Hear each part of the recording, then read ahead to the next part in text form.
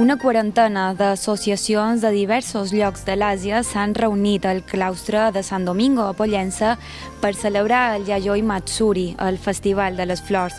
Una jornada on diverses cultures, com la xinesa, la japonesa i la mallorquina, han compartit tradicions amb tallers, gastronomia i música.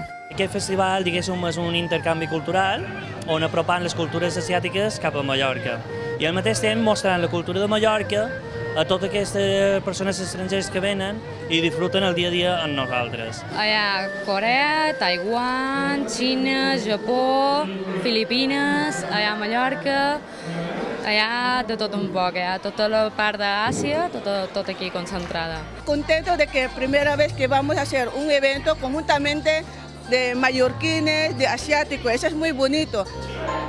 Hay muchas cosas diferentes, puedes comprar merchandising y tal, y la gente se hace fotos contigo y no sé, es muy divertido, la verdad.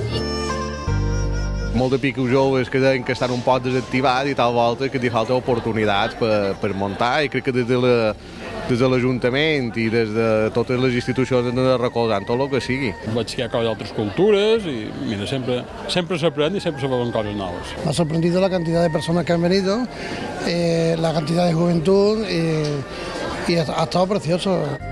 Un dia on han pogut gaudir els més joves, però també tota la família.